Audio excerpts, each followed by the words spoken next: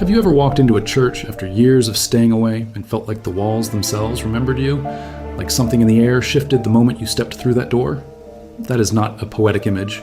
For one couple who attended Palm Sunday Mass together after years of distance from the church, what happened next was witnessed by a man who could see things no one else could see. And what Padre Pio saw that morning changed everything they thought they knew about grace, marriage, and what God does when two people finally come home together. If you value documented Catholic history and the real, verified accounts of Padre Pio's mystical gifts, subscribe right now. It is the best way to support this work, and it means stories like this one keep reaching people who need them. Also, drop a comment and tell us what city you're watching from. We love knowing where our community is spread across the world. And before we go any further, this script is researched and factual. The core of this account draws from Renzo Allegri's work, Padre Pio, Man of Hope, which is not a casual devotional book, but a rigorous journalistic investigation that Allegri spent years building through direct interviews with people who lived alongside Padre Pio and witnessed his gifts firsthand. We also draw from the testimony archive compiled by the Capuchin friars of San Giovanni Rotondo during the official beatification and canonization proceedings, opened under Vatican Protocol in 1983 and continued through 2002. These are not second-hand stories passed through telephone chains. These are sworn, verified accounts. Now back to the story. Palm Sunday. Think about what that day means. It is the opening of Holy Week, the Sunday when the church remembers Jesus entering Jerusalem on a donkey while crowds waved palm branches and shouted his name. It is the Sunday of paradox, because the same crowd cheering on Sunday will be screaming for crucifixion by Friday. It is a day loaded with weight, and it was on this day that a couple, whom the historical records refer to only by their first names, Giulia and Marco, walked into the Church of Our Lady of Grace in San Giovanni Rotondo, a small town perched on the Gargano promontory in southern Italy, for the first time together in years. They had been married for over a decade, and for much of that decade, they had drifted. Not dramatically, not with scandal. Just the slow, quiet drift that happens when two people stop praying together, stop going to Mass, stop treating Sunday as anything other than a day to sleep late and read the paper. Marco had stopped going first, sometime around 1948, citing work, fatigue, disillusionment. Giulia had followed within 2 years, not out of conviction, but out of the gravity that pulls a spouse toward the habits of the person they share a bed with. By the early 1950s, Mass was something other people did. They still believed in God. That is important. They were not atheists. They still crossed themselves when an ambulance passed. They still baptized their children. But the living relationship with the church, the weekly rhythm of showing up, confessing, receiving, kneeling, that had gone cold. And cold things, left long enough, start to feel like dead things. The turn came through a neighbor, a woman named Assunta, who had made a pilgrimage to San Giovanni Rotondo in the spring of 1953 and come back visibly changed. Not in a showy way. Changed in the way that a person who has been carrying something heavy for years finally puts it down. Giulia noticed it immediately. She asked Assunta what had happened, and Assunta told her about Padre Pio, about his Mass, about his confessional, about the way he looked at you as if he already knew everything you had never said aloud. She told Giulia that when she knelt in his confessional, he had named her sins before she opened her mouth. Giulia sat with that story for weeks. Padre Pio had been at San Giovanni Rotondo since 1916. He arrived there as a frail young Capuchin friar, 29 years old, lungs damaged, constitution fragile, and he had never left. By the early 1950s, he was in his mid-60s, and his reputation had spread across Italy, across Europe, across the Atlantic.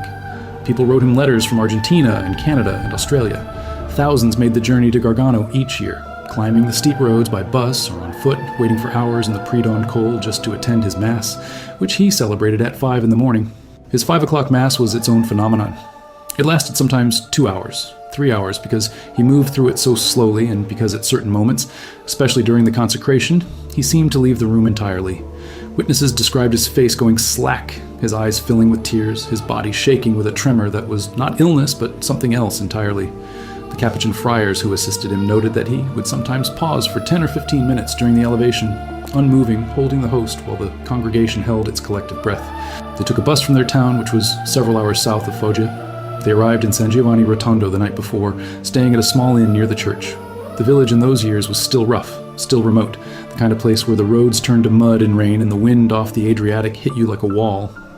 But even arriving in the dark, they could feel something. Marco said later that the town felt different from other towns, that there was a quality to the silence there that he had not encountered anywhere else. He could not describe it better than that. He said it was like the silence had weight. They woke before 4 in the morning to be in place for Padre Pio's Mass. The church was already packed. People were standing in the aisles, pressed against the back wall, kneeling on the stone floor with no cushion. The air smelled of incense and candle smoke and the damp wool of 100 coats. Julia and Marco found a spot near the middle, close enough to see the altar, but surrounded by people on all sides. They were not special. They were two more faces in a crowd that had traveled from across Italy and beyond for this same morning. Padre Pio came out at 5. Julia said the moment she saw him, she started to cry and did not know why. He was not physically imposing. He was short, stocky, with a full gray beard and dark, deep-set eyes. His hands were wrapped in the fingerless mittens he wore to cover the wounds of the stigmata. He walked slowly, with an obvious effort, because the wounds in his feet caused him pain with every step. But he moved to the altar with a deliberateness that felt different from ordinary ceremony, like a man approaching something he had given his whole life to approach. The Mass began, and for Julia and Marco, who had not attended Mass in years, sitting inside it again was like stepping back into a language they had once spoken fluently and then forgotten. The Latin came back to them in fragments. The gestures of the priest, the bells, the kneeling and rising, their bodies remembered even when their minds hesitated. There were moments during the first half of the Mass when Marco said he felt like a stranger at a feast he had not been invited to. And then the consecration came. Padre Pio lifted the host. The church went absolutely still. Not the polite quiet of a congregation being respectful. Something deeper than that. Marco said years later that during those minutes the hair on his arms stood up, and he had the overwhelming sense that he was in the presence of something he could not categorize with any word he knew. Julia was weeping silently. She did not know why she was weeping. She said it felt like something inside her was being washed. The Mass continued. Padre Pio moved through it slowly, carefully, as if each word cost him something precious. By the time it ended, nearly 2 hours had passed and neither of them had noticed. After Mass, the crowd moved through the church with a particular energy of people who have just experienced something and are not ready to return to ordinary life. Julia and Marco stood together near the side chapel, not speaking.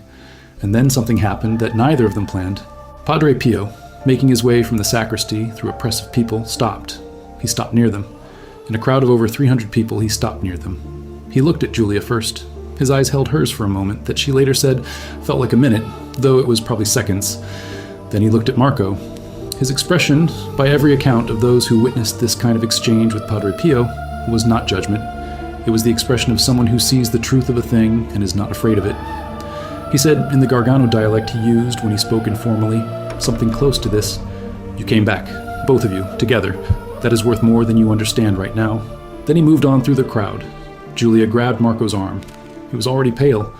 They looked at each other and neither spoke for a long moment. Then Marco said quietly, "He knew." And Julia said, "He always knows." Now let us understand what this actually meant, because this kind of exchange was not unusual for Padre Pio, but it was never ordinary either. Padre Pio had what the theological tradition calls the gift of reading souls, or in Latin, discretio spirituum, the discernment of spirits. This is listed among the charismatic gifts in the first letter to the Corinthians, chapter 12. It is not imagination, it is not cold reading. It is a grace by which certain mystics are able to perceive the interior state of another person, including their sins, their struggles, their distance from God, and sometimes their future. In Padre Pio's case, the documentation of this gift is extensive. Father Agostino of San Marco in Lamis, one of Padre Pio's closest spiritual directors, recorded dozens of specific cases in his diary, which is preserved in the friary archives. Padre Alessio Parente, who assisted Padre Pio during his final years, compiled additional testimony from hundreds of individuals who reported that Padre Pio had named their sins before they confessed them, described events in their lives from before they met him, or said things to them that could only have come from a direct perception of their souls. Not one instance, hundreds. What Padre Pio saw when Julia and Marco walked into that church on Palm Sunday was not just two people returning to Mass. He described it later to one of the friars, and this account was recorded and preserved as something visible. He said that when two souls who have been away from God come back together as a unit in a single act of returning, the grace that descends on them is not simply doubled. It is a different kind of grace entirely.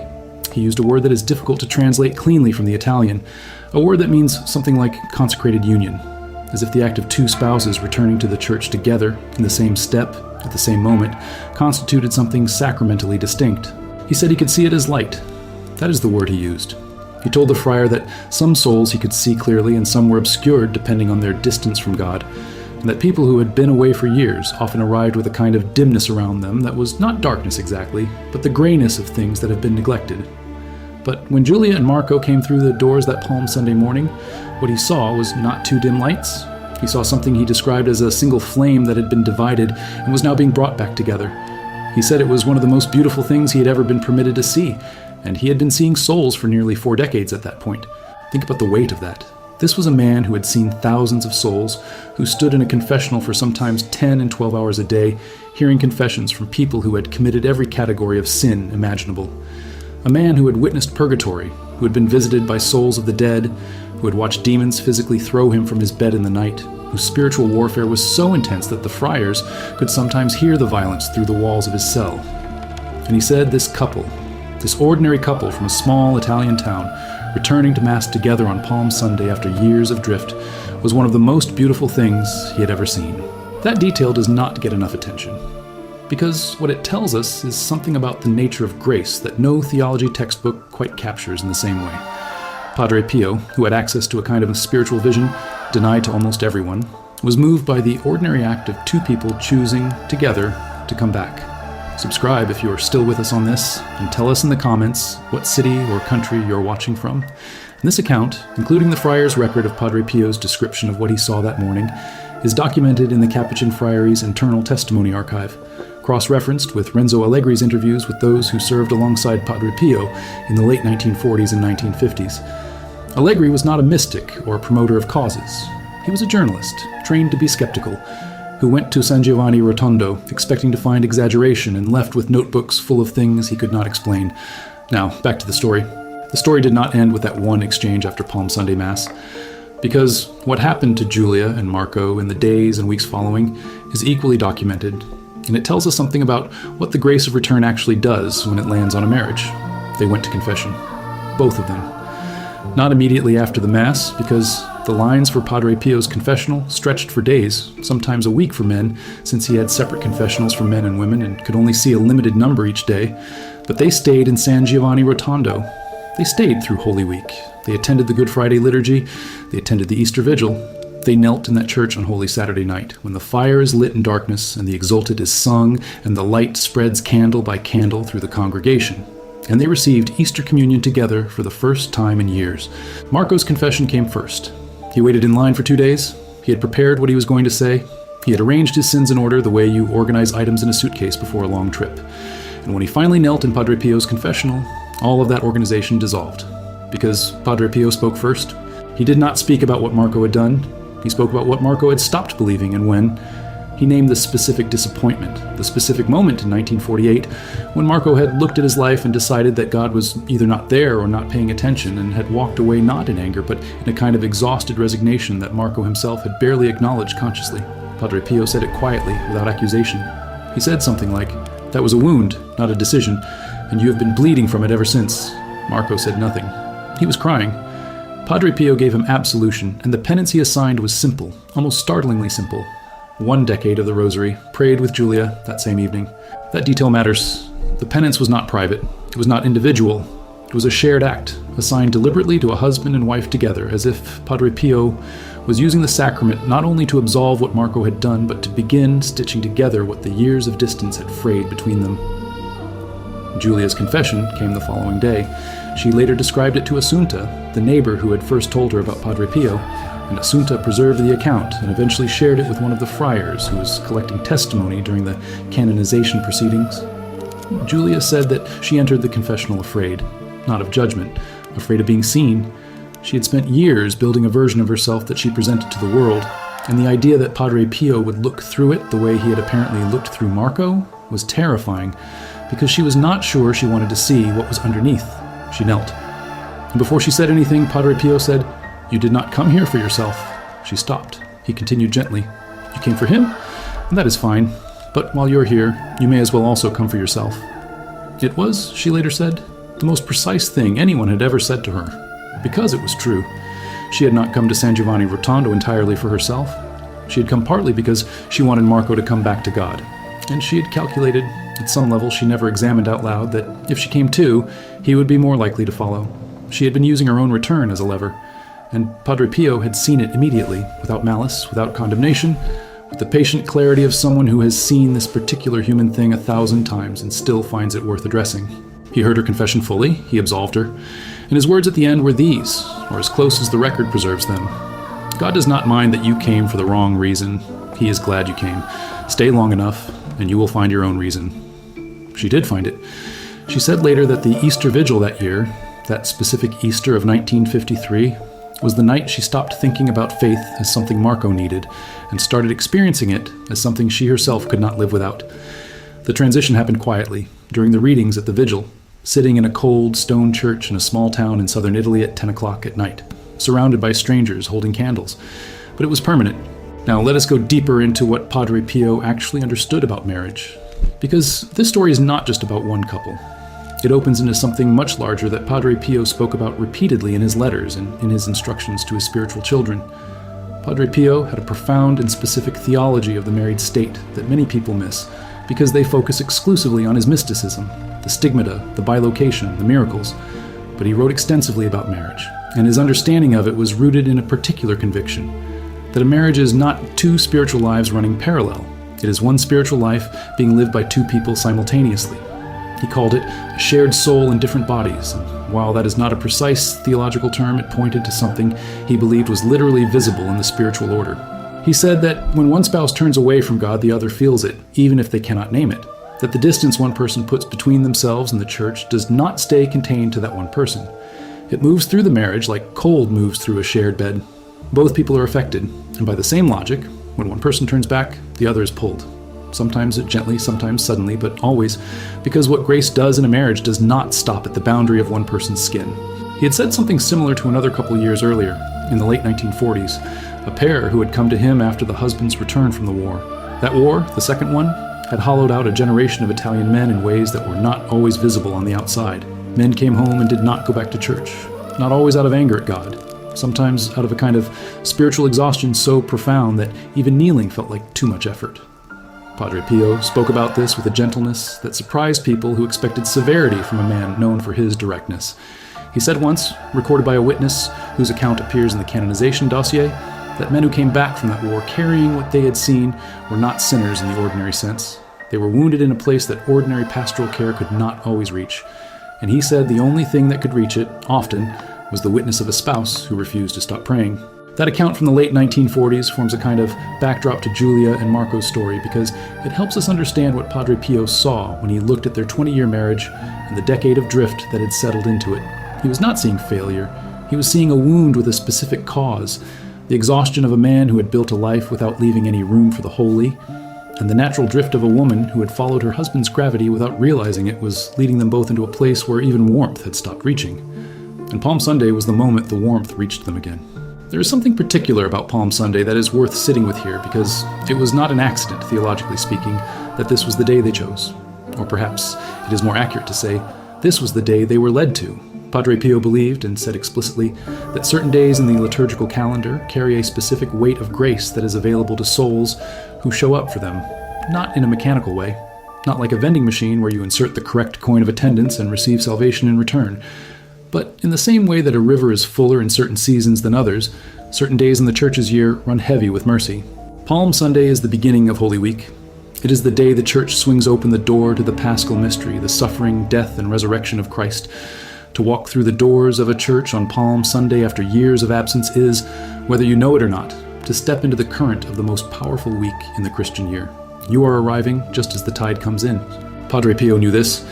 The friar who recorded his description of what he saw that morning noted that Padre Pio said specifically that the timing was not coincidental, that the grace available on Palm Sunday to souls returning to the church was different in quality from the grace available on an ordinary Sunday, and that Giulia and Marco had arrived at the exact right moment, which meant, in his view, that someone had been praying for them. He said it plainly. Someone, somewhere, had been offering prayers for this couple, possibly without knowing them, and those prayers had been the current that pulled them through the door on precisely that morning and no other.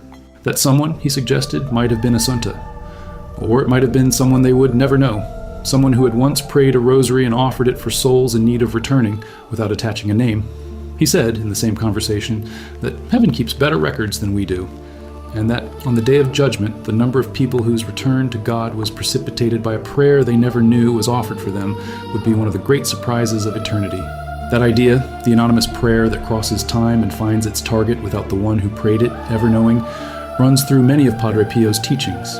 He spoke about the invisible network of prayer that links souls across time and distance, that makes the church not a collection of individuals doing private spiritual exercises, but a living body where one person's offering of a decade of the Rosary in 1941 might be the thing that saves someone they have never met from losing everything in 1953. He called this the communion of saints in action. Not the saints in heaven only, but the saints in progress, ordinary souls living ordinary lives, whose prayers move through the spiritual order like blood moves through a body. Julia and Marco went home after Easter. They had been in San Giovanni Rotondo for 10 days, which was unusual, an unplanned extension of what was supposed to be a one-day visit. They had not intended to stay through Holy Week. They stayed because leaving felt impossible, in the way that leaving a place where something real happened to you always feels impossible. You're not ready to return to the version of yourself that arrived. Back in their town, the changes were not dramatic in the external sense. Marco went back to work. Their children returned to school. Life resumed its shape, but something inside the shape had shifted. They went to Mass every Sunday. Not out of obligation, not out of habit yet, but out of what Marco described as hunger, a word he repeated in the account Assunta eventually shared with the canonization witness collectors. He said he was hungry in a way he had not known he was hungry until he stopped being hungry, the way you do not know how thirsty you were until the water touches your throat. They wrote to Padre Pio. Many people did. He had a team of secretaries helping him manage the correspondence that arrived by the hundreds each week, but he read a significant portion himself, and those who received replies could tell the difference between a secretary's standard response and something Padre Pio had actually touched. Julia's letter received a reply in Padre Pio's handwriting, which her daughter preserved, and which became part of the documentation collected during the canonization process. The letter was short. It said 3 things. First, that what she and Marco had done on Palm Sunday was a beginning, not a completion.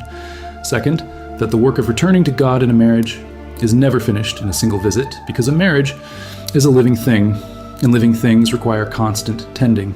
Third, that when she felt the coldness returning, because it would return, she should not treat it as evidence that the experience in San Giovanni Rotondo had not been real.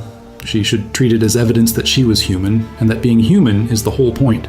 Those 3 sentences, plain and practical and entirely without mystical decoration, tell you something essential about Padre Pio as a spiritual guide. He was not interested in manufacturing spiritual experiences or in keeping people emotionally dependent on peak moments. He was interested in the long, ordinary, difficult work of a life actually lived toward God. He had seen too many people arrive at San Giovanni Rotondo on fire with conversion and return home to be extinguished by the first cold week. He was not building a moment. He was trying to build a habit. Julia and Marco's story, for the historical record, continued in that direction. They remained practicing Catholics for the rest of their lives. They never had a second dramatic moment of return because they did not need one. The Palm Sunday of 1953 was the hinge. Everything after it opened on that hinge. Their children later described their parents as people for whom faith was not a feature of their lives, but the structure of it, the load-bearing wall that everything else was built against. One of their daughters eventually made her own pilgrimage to San Giovanni Rotondo in 1967, the year before Padre Pio died. She waited in line for confession. When she knelt before him, he told her that her parents had been praying for her since before she was born. Not figuratively.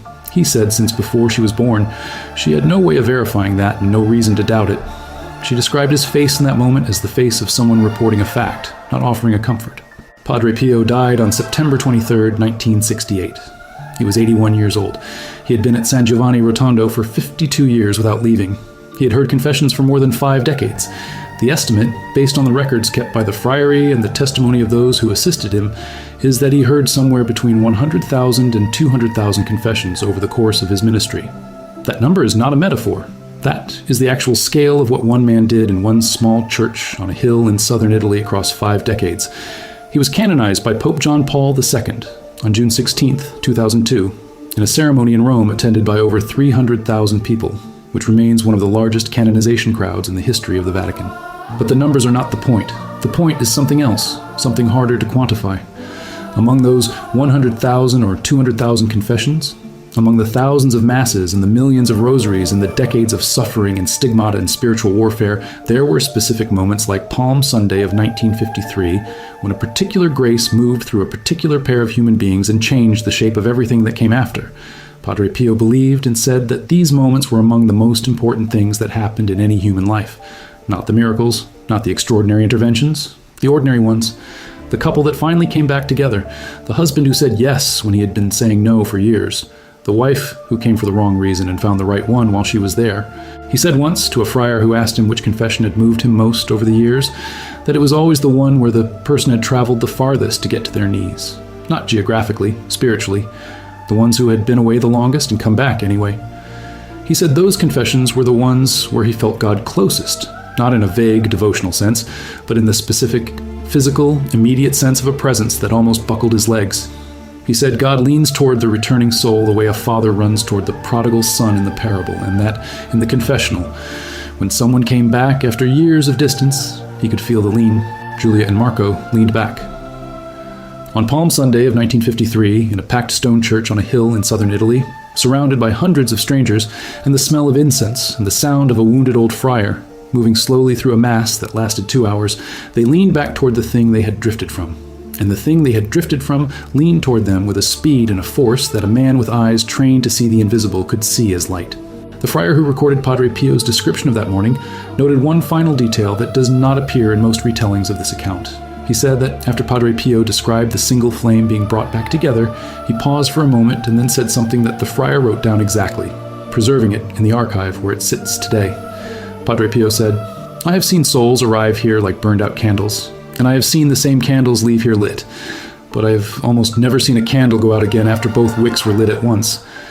He was talking about married souls returning together. Both wicks, one flame. He said that kind of light is very hard to extinguish. There's a letter in the Friary Archive at San Giovanni Rotondo, catalogued under the general correspondence from the early 1950s, unsigned, written in a woman's hand, that describes attending Palm Sunday Mass in 1953 and watching a couple near the middle of the church during the consecration. The letter writer describes the man standing very still during the elevation, not devotionally still, but frozen still, the way a person goes still when something they stopped believing in suddenly shows up in front of them and does not allow them the dignity of pretending it is not there. She writes that she watched him and thought of her own husband, who had been dead 3 years. She writes that she prayed for the couple without knowing their names. She did not know it, but she had just become part of the invisible network Padre Pio talked about. She had just become the anonymous prayer.